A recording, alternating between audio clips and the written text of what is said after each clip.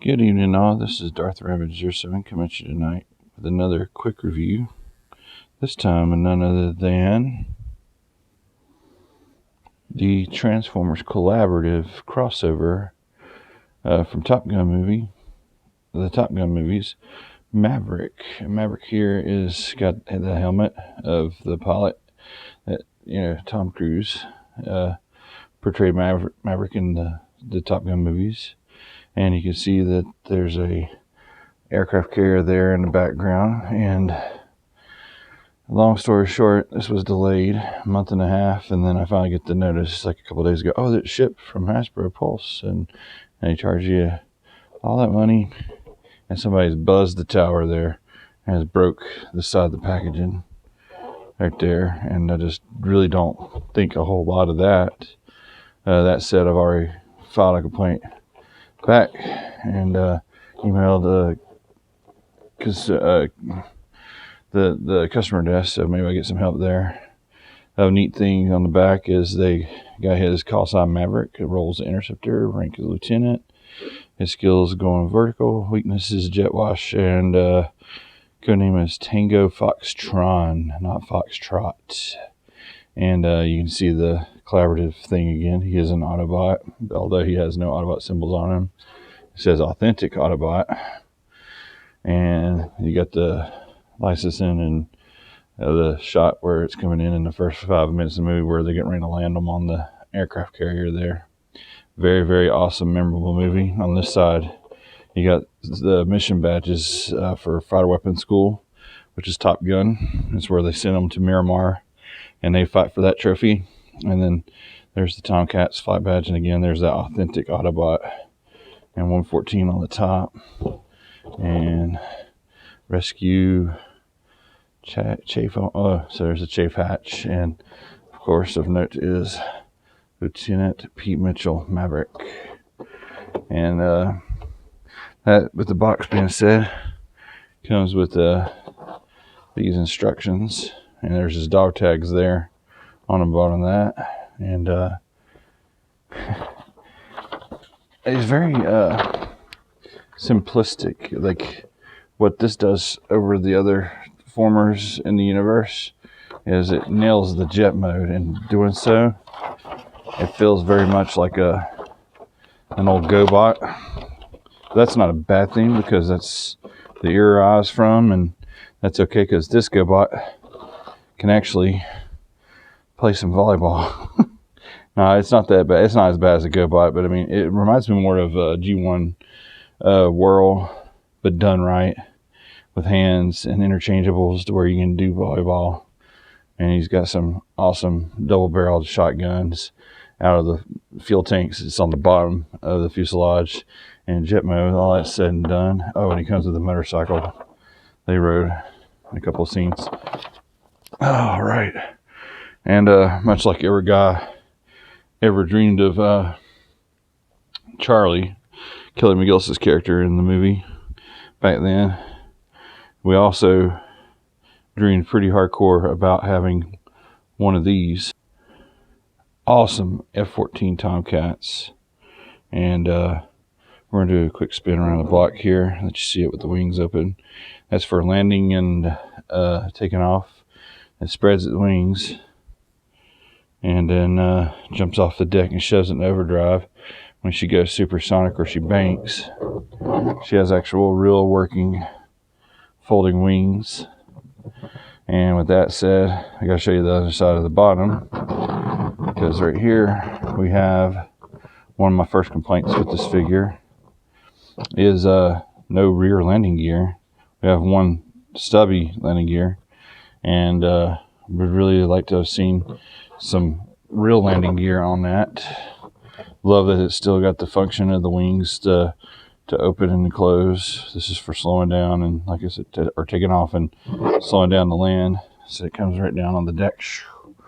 Boom, lands and stuff.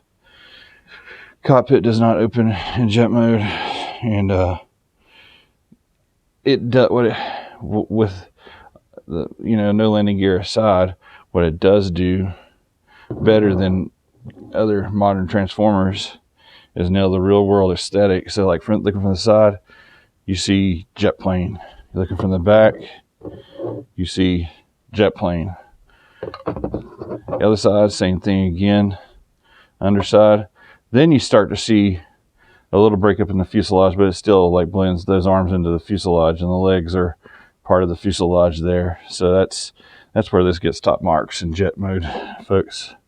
Sorry, I keep getting a little bit out of focus, but let me do a side-by-side comparison. One moment, please. If honorable mention, this is straight from the 80s there, and really does a thing for, you know, helping us out here. Let's try and get the light right. I just can't seem to get things right tonight, but it's okay. It's not going to be perfect. I really want it to stay in focus, and it's not going to because it keeps shaking. But with that said, it's starting to feel a whole lot like we went back to the 1980s. And the only thing we didn't get back then was this and these awesome figures. So I guess being the year 2020 in hindsight and all that, no pun intended, no better time to revisit 1986 and get a bit of everything, you know. Better late than never kind of thing. So I'm really tickled to have all this. And one more thought on this. I was going to do a comparison real quick to what I was talking about with the Transformers. This is where the F-14 shines over the F-15 right here. It looks real this way. Looks real this way. This looks real here. This is where it looks a little Cybertronian, but passable for an F-15, considering what they're doing. But this is where it loses altogether. Because when you get to the underside, you have no landing gear, and then this still looks like the fuselage of a jet fighter. This looks like the fuselage of a modern Transformer. And Starscream here is being used because there was a scene in the movie where Maverick's co-pilot's son and wife show up, and he walks right up to the son and gives him one of them G1 Starscreams. And then we finally get this in the same year that we get an F-14 Transformer, finally. So for that, I am very, very grateful. So let me get this guy in a robot mode against him and Starscream here. We'll do some comparison one more time, get some final thoughts, and this is a win in jet mode outside of no landing gear. 1 second, please. Now that I'm looking at this again, this is Maverick in robot mode, and I'm getting more of a G1 Jetfire kind of feel with those big long legs, lanky like that, or even a Macross feel. But this is Hasbro made, and this is a side shot, and it condenses down pretty good, and that's what you get in the back is some junk in the trunk. But it has no waist articulation due to transformation, obviously. The head can lick up some and whatnot. The arms can spin all around. You can manipulate the stuff. He's got an upper arm swivel on each of those. He's got wrist swivels, and those wrists actually unslot to do the volleyball hand with the peg hole in the hand where you can hold a volleyball like he's throwing it up and doing some volleyball poses. But what I really like is they somehow managed to get him dual wielding his shotguns. And my one big negative for this mode right here, since the majority of the underbelly of the jet mode is so visible here, give me just a second, is that it's the whitewash on this side, and you see the dirty on the back side. So the top side of the jet got the dirty kind of tampo or whatever, and the underside got the whitewash. It's the same whitewash that they give us with our old buddy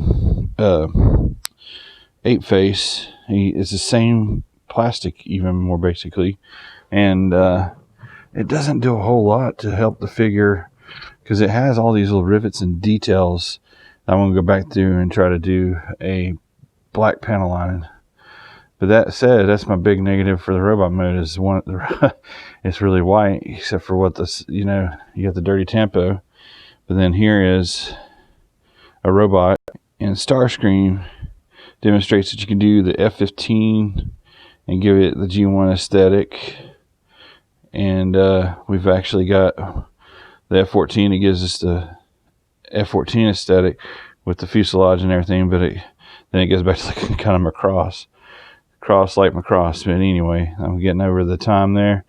I'd like to thank all those who have watched and subscribed to the channel. I'm up to 131 as of this viewing or this video. Go down in the comments there. Comment and tell me if you like this guy, and or if you don't. I really wish they would go back and redo it again, and even do a G.I. Joe crossover to where we get a Ace pilot and a Sky Striker out of it. I think we could get that easily, and some other great things. Not do that color ever again, and give it a premium paint job or something or other. Or if they do a redesign and do another version of it like they do everything else over the next course of the few years, give it a whole, you know, do-over there. And please give them both more articulation, especially when it comes to the waist department, guys. All that said and done, I still, if you're a 80s fan, you like Top Gun, you're still gonna, there's some part of you that's just drawn to this because you finally got a great F-14 toy, even if it doesn't have landing gear, and the wings work pretty daggone good. If it didn't have those wings, I'd say it's an easy pass.